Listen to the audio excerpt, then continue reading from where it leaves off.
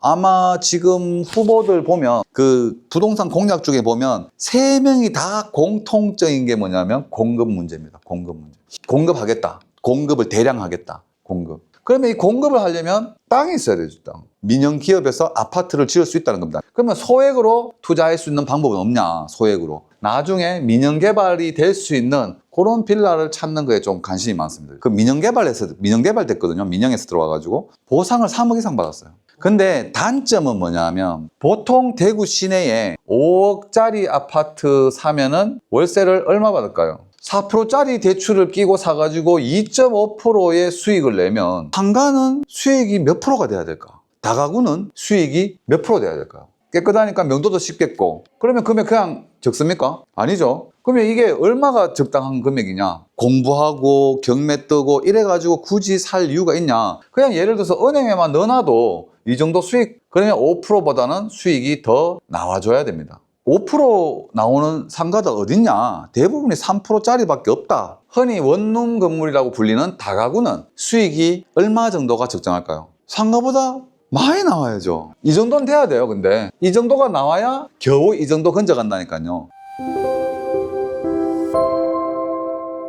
그러면은 이제 수익형 부동산 한번 보겠습니다. 수익형 부동산. 우리가 부동산을 사는 이유가 있죠. 사는 이유. 시세 차익을 낼 것인가? 월세를 따박따박 받는 조물주 위에 건물주라는 말이 있는 월세를 받을 것인가? 건물주가 될 것인가? 조물주 위에 건물주. 근데 시세 차익형이 있고 월세를 따박따박 받는 조물주 위에 건물주를 얘기를 들을 수 있는 수익형이 있죠. 시세 차익형과 수익형이 있다. 시세 차익형의 대표적인 게 뭐가 있습니까? 시세 차익형. 시세 차익형. 팔아서 3억에 사서 5억에 팔아가지고 시세의 차익을 내는, 이게 대표적인 게 아파트가 되겠죠. 시세 차익을 내는 시세 차익형. 월세를 받는 대표적인 게 상가와 다가구 건물이라고 얘기하는, 우리가 흔히 이제 원룸이라고 얘기하는 다가구 건물이 있겠죠. 요건 월세를 받는 수익형입니다. 물론 상가도 월세를 받다가 나중에 차익을 낼 수도 있겠지만 어쨌거나 상가, 다가구 하면은 월세를 받는, 내가 얼마짜리를 사서 월세를 얼마 받는 이게 수익형이 있죠. 그러면 시세 차익형의 아파트를 살 것인가? 나는 월세를 따박따박 받는 수익형을 살 것인가? 요걸 좀 고민하시죠. 근데 아파트는 시세 차익형이다. 3억에 사서 5억에 팔아서 어떻게 하면 일시적 2주택 같은 세법을 이용해서 절세를 이용해가지고 수익을 최대화시킬 수 있는, 그리고 어떻게 보면 단기에 차익을 내서 수익을 만들 수 있는 이런 아파트가 있죠. 왜 아파트는 근데 아파트 사가지고 월세 받으면 수익형 아니냐 이 얘기 하시지만, 보통 대구 시내에 5억짜리 아파트 사면은 월세를 얼마 받을까요? 대부분 딱 그냥 보증금 2천에 120입니다. 34평 기준. 조금 물량이 많은 동네는 100까지도 떨어질 수 있고요. 조금 수성구를 제외한 중남구나 뭐 북구 위치 괜찮고 신축 아파트 5억짜리 기준 정도를 보면 월세 조금 더 받을 수도 있지만 한 130까지도 받을 수 있지만 조금 쉽지 않고, 하여튼 100에서 120이면 잘 받는 부분이에요. 근데 5억을 주고 사가지고 120을 받는다. 그러면 연 1,440만 원. 그러면 1,440만 원을 받으면 수익이 아마 5억짜리 사가지고 이렇게 하면은 한 2.5% 뭐 이렇게 될 거예요. 왜냐하면 근데 5억짜리를 사가지고 대출을 지금 4%짜리를 쓰고 있거든요. 4%짜리 대출을 끼고 사가지고 2.5%의 수익을 내면 마이너스죠. 4%짜리 대출을 난 쓰고 있는데, 그래서 대출을 안 썼을 때 5억 돈을 그냥 주고 사가지고 연 1,440 받으면 연수익이 2%대밖에 안 되니까 이건 굳이 할 필요가 없는 거죠. 그렇죠? 그 대신 그래도 월세 수익은 낮지만 이렇게 이용을 하다가 몇 년 뒤에 바로 단기에 차익을 낼 수 있기 때문에 이 아파트는 이렇게 해서 시세 차익을 내기 위한 거죠. 시세 차익. 근데 수익형은 상가와 다가구가 있는데, 일반적으로 상가와 다가구는, 그러면 이런 생각 안 해보십니까? 상가는 수익이 몇 프로가 돼야 될까? 다가구는 수익이 몇 프로 돼야 될까요? 수익. 그럼 우리가 경매 공부를 하셔가지고, 경매 공부 많이 하셔야 되죠. 지상권, 지역권, 유치권, 질권, 저당권 뭐 이래가지고 경매 수업을 했어. 그 다음에 확정일자부터 해가 뭐 대항력이 어떻고 뭐 그리고 뭐 전입신고 확정일자 대항력 갖추고 뭐 이런저런 그런 권리 분석까지 해가지고 경매를 받으시는데 그러면은 상가나 다가구가 경매가 나왔어요. 그러면 이 상가를 경매를 받으려면 입찰가를 적잖아요. 입찰가를 얼마 적어야 되냐 이런 생각 안 하십니까? 그럼 경매 그냥 생각나는 대로 써요. 예를 들어서 이 상가가 보증금 5천에 월 150 받는 상가예요. 그러면 그날 컨디션에 따라 가지고 뭐 7억 적을 수도 있고 8억 적을 수도 있고 아니면 권리 분석하니까 뭐 대항력도 없고 깨끗하니까 명도도 쉽겠고 그러면 금액 그냥 적습니까? 아니죠. 수익형이에요. 수익형. 상가는 수익형입니다. 월세가 안 나오면 의미가 없어요. 그리고 수익이 안 맞으면 의미가 없어요. 월세 150 나오는데 비싸게 사가지고 연수익 2%, 3% 이렇게 나오면은 안 맞죠. 물론 위치에 따라서 정말 위치가 좋으면 이렇게 수익이 낮을 수도 있습니다. 아니면은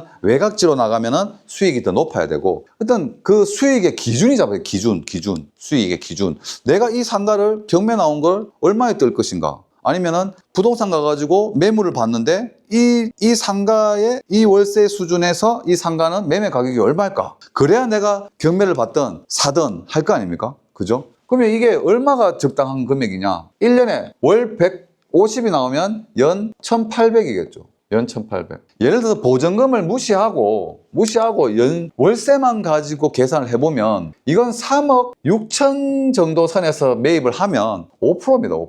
수익이 5%. 요 3억 6천보다 내가 한 5억에 샀다. 5억에 사게 되면 3억 6천에다 반년 더 걸리니까 이것도 2.5에서 3% 수준이에요. 근데 굳이 그러면 이 2.5%, 3% 나오는 상가를 공부하고 경매 뜨고 이래가지고 굳이 살 이유가 있냐? 그냥 예를 들어서 은행에만 넣어놔도 이 정도 수익 받을 수 있지 않습니까? 그래서 고생하면서. 그러니까 일반적으로 요 수익보다는 관리하고 하니까 수익이 더 나와야 되죠. 그래서 이 상가는 5% 정도의 기준을 가지고 접근하셔야 된다는 겁니다. 근데 조금 전에 말씀드린 대로 이 상가가 위치가 너무 좋다. 누가 봐도 A급 상권이다. 그러면 수익이 조금 낮더라도 살 수 있습니다. 위치가 워낙 좋으면. 근데 또 약간 외곽지다. 그러면 5%보다는 수익이 더 나와줘야 됩니다. 6%에서 7%. 위치가 안 좋으면 공실률이 빌 수도 있으니까. 근데 워낙 위치가 좋고 나중에 가서라도 땅값도 조금 올라가 줄 수 있다고 생각하면 수익이 조금 낮아도 상관없겠죠. 조금 낮아도 만족할 수 있습니다. 그렇지만 어쨌거나 5% 수익은 나와주는 게 맞습니다. 근데 대부분 이런 얘기를 하면 그 5% 나오는 상가가 어딨냐? 대부분이 3%짜리밖에 없다. 이 얘기를 하시는데 물론 자기 만족이긴 하지만 5%가 안 나온다면 안 사는 게 맞겠죠. 굳이 안 사야 되죠. 그죠? 차라리 이 세입자가 들어오면 또 건물 감가도 생기고 수리도 해줘야 되고 공실도 비고 세금도 내야 되고 종부세, 재산세 어떻고 이런 세금 부분도 있기 때문에 굳이 그럴 필요가 없죠. 물론 은행에 넣어놓는 게 뭐 다 돈 가치 떨어지고 어떤 이런 내용들도 있긴 하지만 어쨌거나 기본적으로 5%를 기준으로 해가지고 수익을 잡아주는 게 맞습니다. 자, 그러면 흔히 원룸 건물이라고 불리는 다가구는 수익이 얼마 정도가 적정할까요? 다가구. 상가보다 많이 나와야죠. 예, 많이 나와야 되죠. 다가구는 기준을 약 한 10% 잡아줘야 됩니다. 10%. 왜냐하면 다가구는 방을 만약에 10개를 가지고 있다고 치면 위치에 따라서 차이는 있지만 항상 공실이 빕니다. 공실. 10개 이사 나가고 그 다음날 바로 세입자 들어오고 나가고 세입자 들어오고 이러진 않거든요. 한두 달의 공실률이 있습니다. 분명히 위치가 좋다고 하더라도 위치가 안 좋으면 석 달이 빌지 넉 달이 빌지도 몰라요. 그래서 이런 공실률이 있기 때문에 수익을 10% 잡았다 하더라도 공실비죠. 그 다음에 수리해야 됩니다. 수리, 보수. 왜냐하면 살다 나가면 어쨌거나 장판은 2, 3년에 한 번 한다 하더라도 도배는 거의 살다 나가면 해줘야 되거든요. 아니면 좀 지저분해 보이고 방도 잘 안 나갈 수 있기 때문에 공실률을 좀 줄이려면 깨끗하게 수리를 해줘야 되기 때문에 수리비 들어가죠. 그 다음에 중개 수수료 들어갑니다. 그죠? 수수료. 그 다음에 관리도 해줘야 되죠. 계단 청소 누가 합니까? 그죠? 계단 청소. 매달 맡기는 업체에 얼마씩 주고 15만 원, 20만 원 주고 복도 청소. 그 다음에 뭐 그 외에도 건물은 강가가 생기죠. 조금씩 보수도 계속 해줘야 되고 옥상 방수 작업도 거진 계속 해줘야 되고 이런 관리를 계속 해줘야 돼요. 관리를 해줬는 건물의 10년 뒤의 모습과 건물을 안 했는 10년 된 건물 집을 보면 관리 안 된 집들은 진짜 엉망입니다. 볼 수가 없을 정도로. 굉장히 엉망이고 관리가 안 될수록 공실은 또 비기 시작하겠죠. 그래서 공실률 비는 거, 수리해야 되는 거, 수수료 들어가는 거, 관리 비용 들어가는 거 이렇게 쭉 하면 이게 거진 5에서 6%대로 떨어집니다. 이 정도는 돼야 돼요. 근데 이 정도가 나와야 겨우 이 정도 건져간다니까요. 10%대가 나와야 5에서 6% 이거 다 제하고 나면 건물 감가 뺐습니다. 건물 감가 빼고도 이 정도는 나와줘야 맞다. 그래야 아까 상가와 이 다가구가 수익형 부동산에서 얼추 비슷하게 맞아 들어간 거예요. 근데 상가는 그러면 5%만 나와도 되냐? 여기도. 근데 상가는 조금 달라요. 왜냐하면 상가는 예를 들어서 미용실을 하던 상가에 커피가 들어온다. 그러면 미용실 하시던 분이 내놨겠죠. 그러면 우리가 영업 권리금, 시설 권리금 뭐 이런 권리금이 있어가지고 권리금을 내놓을 겁니다. 그죠? 권리금을 받고 나가야 되니까. 그러면 커피집이 권리금 주고 들어오죠. 그러면 두 분이서 물론 가운데 중개사가 끼어서 이렇게 중개를 하겠지만 어쨌거나 중개가 다 된 상태에서 조율해서 다 만들어지면 집주인한테 전화 오죠. 미용실이 팔고 나가고 새로 카페가 들어올 거니까 오셔가지고 임대차 계약서만 바꿔주면서 도장만 찍어주세요 하고 집주인은 나가가지고 도장만 찍어주면 된다니까요. 그러면 이 커피집이 또 들어와가지고 내 건물을 본인들이 1억, 2억을 들여가지고 또 시설을 깨끗하게 해놓습니다. 그죠? 인테리어 새로 싹 하고. 그러니까 집주인은 사실 그렇게 손댈 게 없어요. 예.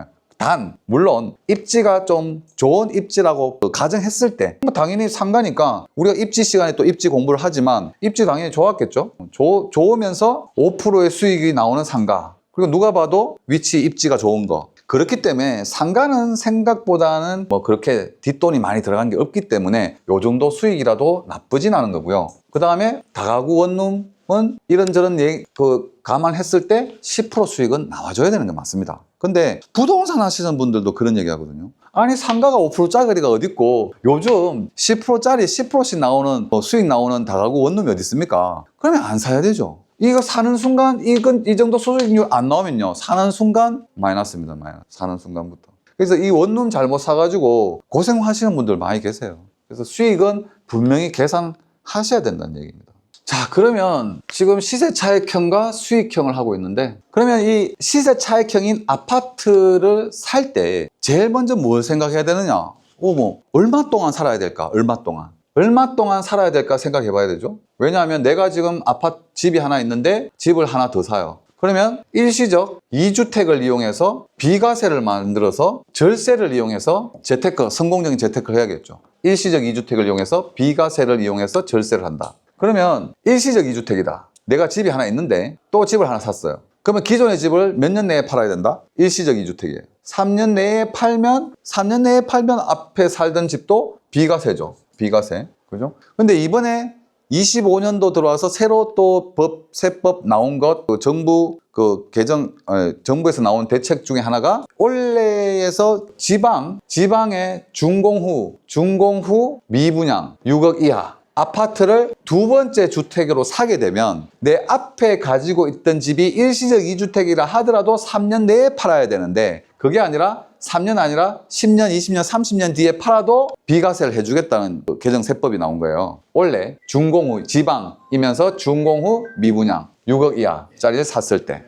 그래서 제일 비과세를 이용한 절세 방법을 이용한 재테크 방법이죠. 요게 제일 많이 이용이 됐죠. 그래서 일시적 2주택. 그러면 요 지방 준공후 미분양 이거를 안 산다 하더라도 일반적인 아파트를 주택을 하나 더 샀을 때 내가 3년 내에 팔고 그 다음에 팔았으면 또 두 번째 샀는 집을 살고 있다가 또 저평가된 아파트가 하나 또 나온다면 주택이 하나 나온다면 또 매입을 해서 또 이 같은 형식으로 일시적 2주택을 이용해 가지고 비과세를 통해서 또 재테크를 할 수 있겠죠. 집을 하나 가지고 계속. 왜냐하면 그래서 똘똘한 한 채 이야기가 나오는 게 다주택자는 요즘 세금 부담이라든지 취득세라든지 양도소득세 부담이 많기 때문에 이렇게 해서 일시적 2주택 그렇다고 해서 또 우리가 세 채, 네 채를 막 살 수 있는 또 재력이 없다고 하면 이런 일시적 2주택을 이용해서 이때까지 흔한 가장 대중적인 재테크 방법이었던 거죠. 그래서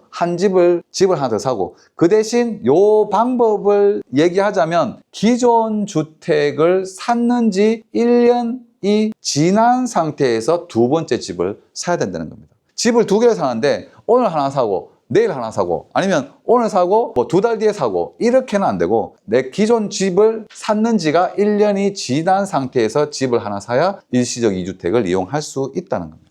자, 그러면 집의 크기는 몇 평짜리가 좋을까? 집의 크기는 당연히 국평이라고 얘기하는 국민평형 34평대, 34평형. 그 다음에 24평. 요게 제일 대중적이고 제일 많이 선호하죠. 제일 많이 찾고. 그 대신 근데 요즘에는 계속 30평대, 20평대만 지었거든요. 그랬더니 40평대, 50평대가 희귀해요. 그래서 어느 동네든지 요 평수들이 좀 인기가 있습니다, 요즘. 인기가 있고 희소하기 때문에. 그렇지만 어쨌거나 제일 대중적인 평수는 20평대와 30평대들이죠. 그리고 모든 아파트가 요렇게만 지었어요, 최근에. 그래서 요게 제일 대중적이긴 한데, 그래서 요 평형대에서 가격대도 어느 정도 적정하고 요 평형대에 많이 선호를 하시죠. 근데 또 다른 평형대들이 하나씩 있죠. 18평형대. 근데 18평대로 간다 하더라도 방이 3개여야 됩니다. 만약에 2개라면 좀 고민을 더 많이 해보셔야 돼요. 그래서 웬만하면 방 2개짜리는 안 하시는 게 좋다. 또 가격도 이 동네 보니까 30평대가 평당 1,000만 원이면 20평대도 평당, 20평대도 평당 1,000만 원 정도 이렇게 계산을 해보시면 얼추 비슷해요. 근데 그러면 18평형 방 2개짜리도 평당 1,000만 원이 갈까? 그건 아닙니다. 평당 1,000이 안 돼요. 더 떨어집니다, 가격이. 그리고 방 2개짜리는 선호를 잘 안 합니다. 물론 1인 가구, 2인 가구, 1인 가구들이 살 수도 있지만 일부인 거죠, 일부. 제일 선호하는 평수대에 집을 사놓는 것이 제일 좋겠죠, 당연히. 하여튼 작은 평수의 방 2개짜리는 좀 거르고 보셔야 됩니다. 좀 다른 시각으로. 그래서 요까지만 하고 하나 마칠게요. 그래서 여기까지 보시면 시세 차익형과 수익형이 있는데 조금 특이한 종목이 하나 있어요. 옛날부터. 빌라. 빌라는 사서 시세 차익을 내는 것도 아니고 사가지고 월세 수익을 받는 그런 종목도 아니에요. 빌라는 원래. 그리고 예전부터 사람들 인식이 이 빌라는 사면 안 되라는 인식이 항상 가지고 있고요. 그 대신 빌라는 사실 실거주 목적으로 관리비 싸고 해서 꾸준하게 찾는 수요는 있어요. 수요는 있는데 장점이 많죠. 장점이 많을 수 있는데 어쨌거나 재테크적인 면에서는 조금 좀 소외됐던 상품인 거죠. 그리고 또 이게 빌라는 최근에 10년, 15년 이내에는 안 지었어요. 왜냐하면 땅이 매물이 나와서 원룸 짓기에는 좀 크고 아파트 짓기에는 작고 그래서 한 100평대 이렇게 나와가지고 매물이 나와가지고 가상으로 수지를 놔보면 빌라는 딱 이렇게 가운데 딱 그어서 요즘은 엘리베이터도 넣지만 양쪽으로 4층까지 지어가지고 우리가 공법상 660제곱미터 이하다, 그죠? 660제곱미터 이하. 그래서 이렇게 지으면 양쪽으로 1, 2, 3, 4층 해가지고 딱 8세대 들어가요. 8세대 지어가지고 이 8세대가 빌라는 아무리 신축이고 잘 받아도 금액이 2억 5천 이상을 잘 넘어가질 않아요. 대부분 2억대예요, 2억. 신축, 새 빌라라 해도. 그러면 이 2억대 정도로 잡으면 8세대. 그러면 땅값에 건축비하고 이 8세대를 지어서 분양 금액과 땅값 건축비를 합친 금액과 해보면 거의 남는 게 없어요. 그래서 일단은 이게 안 지어진 겁니다. 최근에 빌라가. 새 빌라가 잘 없어요. 최근에 아마 못 보셨을 거예요. 안 지어요.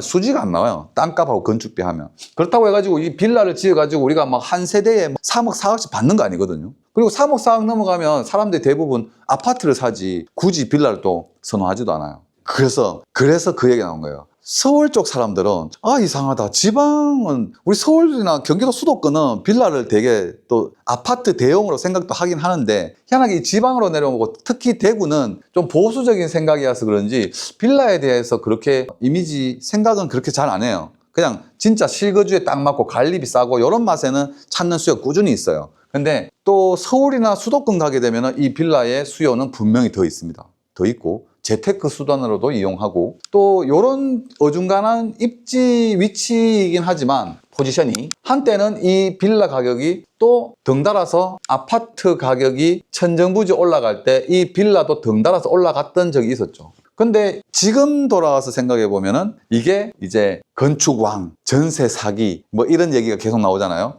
2,700채를 가지고 있던 사람도 있었고 거기에 좀 이용이 되어서 빌라 가격도 같이 덩달아 좀 올라간 게 아닌가 하는 생각은 있습니다. 그 대신 어쨌거나 하여튼 이 빌라에 대한 개념은 수도권 쪽하고 지방하고는 좀 생각의 차이가 좀 있는 것 같아요. 그래서 이게 조금 어중간한 위치는 맞아요. 근데 요즘 제가 다시 조금 이 빌라에 주목을 하는 건 뭐냐면 우리가 늘 수업할 때 배우셨듯이 27년도 되면 공급이 부족하고 건축비 오르고 인건비 오르고 분양가 오르고 뭐 이렇게 해서 아파트 값이 다시 자리를 잡아갈 것이다. 이렇게 얘기를 하지만 또 그 와중에 보면은 그러면 공급이 지금 부족하거든요. 공급이 부족합니다. 정부에서도 이걸 알기 때문에 공급을 하려고 지금 계속해서 연구 중이고 아마 지금 후보들 보면 그 부동산 공약 중에 보면 3명이 다 공통적인 게 뭐냐면 공급 문제입니다. 공급 문제.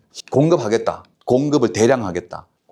그러면 이 공급을 하려면 땅이 있어야 되죠. 땅. 그러면 물론 기존에 있는 아파트를 부숴서 새로 짓는 것도 있겠지만 땅을 매입을 해야 되는데 그러면 재개발, 재건축, 그다음 민영개발 사업 이런 것들 중에서 이 빌라가 있는 동네도 재개발, 재건축을 하거나 민영기업에서 아파트를 지을 수 있다는 겁니다. 민영개발로 아파트. 그래서 제가 얘기하는 건 공급 부족하고 건축비 올라가고 아파트 값이 다시 오른다고도 하고 그래서 지금 미분양 나 있는 아파트 위치 좋은 거 얘기를 하죠. 할인 분양도 얘기하고. 근데 할인을 한다 하더라도 대부분이 5억대, 6억대, 7억대 이렇습니다. 그 말은 내 돈이 어쨌거나 목돈이 2억, 3억, 4억이 있어야지 지금 미분양 아파트를 살 수 있는 거예요. 새 아파트를. 그러면 소액으로 투자할 수 있는 방법은 없냐? 소액으로 갈 수 있는 건 요 빌라가 가능할 수 있다는 거예요.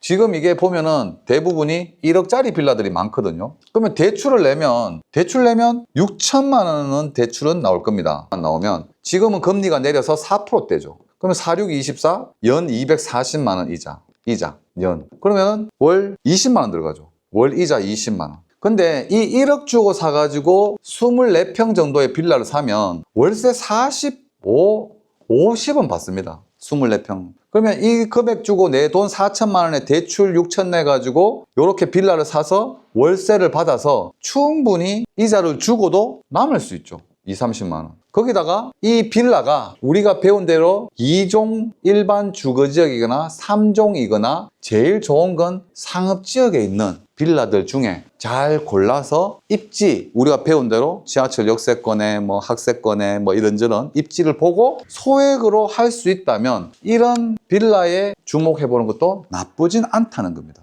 그래서 제가 요즘 요 빌라에 관해서 입지 좋은, 위치 좋은, 나중에 민영개발이 될 수 있는 그런 빌라를 찾는 거에 좀 관심이 많습니다. 그래서 그리고 실제적으로 그 상업지역이긴 하지만 동인내거리의 그 시청 옆에 상업지역의 빌라는 예전에 1억 2천 이렇게 했거든요. 근데 전세 8천 났어요. 전세 8천 났는데 내 돈 4천만 원 넣어가지고 나중에 그 민영개발 됐거든요. 민영에서 들어와가지고 보상을 3억 이상 받았어요. 물론 그 일부의 그거이긴 하지만 어쨌거나 소액 투자해가지고 나중에 그렇다고 해가지고 이 소액으로 들고 있다가 기획부동산에 당하거나 뭐 다단계에 넣거나 뭐 이런 잡코인에 넣거나 뭐 이렇게 사기당하는 것보다는 또 이렇게 소액으로도 재테크를 좀 생각해 보는 것도 나쁘진 않다는 거죠. 소액으로 할 수 있는 투자법이다. 그러니까 그거를 보실 때 이제 앞으로 민영이든 뭐 재개발이든 좀 할 수 있는 아파트가 들어올 수 있는 종이냐, 2종이냐, 3종이냐, 상업지역이냐 좀 보시고 지하철 역세권하고 이런 내용도 좀 봐야겠죠. 근데 단점은 뭐냐면 서울 쪽 이렇게 가면 빌라를 그 무슨 마을처럼 만들어 놨어요.